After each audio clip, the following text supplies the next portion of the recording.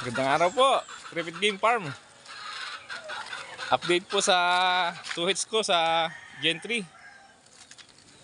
Kahapon, linggo.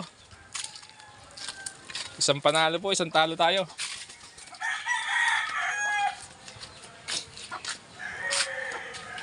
Hindi nakapag-champion. Maayos naman ang nilaro ng natalo. Kaso talagang hindi siya nakapital, hindi siya nakamalma ng tama. Magaling naman ang performance. Kaso pasortihan din talaga ang sabong. Kahit magaling mamalo kung hindi naman natama. Pero maganda naman ang nilaro. Ayos naman. Binigay niya yung lahat para manalo. Ang nanalo yung dalasapi. Yung pula, dilaw pa. Yung buyugin ang natalo. Kahapon sa Gen 3. Pang 78 fights na yung akin, tsaka 92 fights. Medyo matagal. Naabot na ng hapon bago mapalaban. Sa sabungan lang ako nagpatari, wala yung mananari ko, may pasok. Siguro kung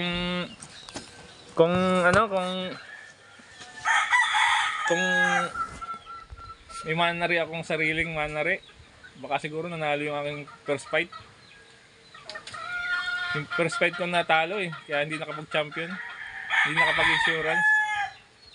Yung pangalawang nanalo. Pero bilib ako sa aking unang nilaban, magaling. Lakas mamalo. Kaso talagang ganun talaga. Isa lang mananalo sa loob ng sabungan. Pag naglaban ng manok, isa lang talagang mananalo. Kaya susunod kailangan may masarili na mananari. Mahirap pag walang mananari. Kumuha lang ako mananari doon. Kasi may pasok sa trabaho yung aking sariling mananari. Pero okay lang. Maayos naman ang aking paghatak ng manok. Hindi naman na zero. Tsaka maganda naman naging performance. Mas lalo pang pagbutihin sa susunod na laban.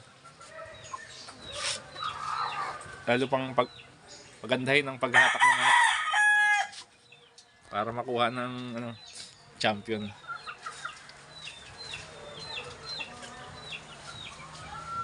Yung gusto ng ng video ng aking laban ng manok kahapon linggo sa Gen 3. Pwede ko naman pong i-send. Pwede ko naman yung i-send sa inyo. Sa may gusto lang. Para mapanood din niyo.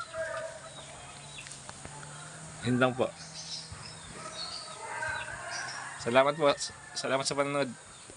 Next time ulit. Tripit Game Farm.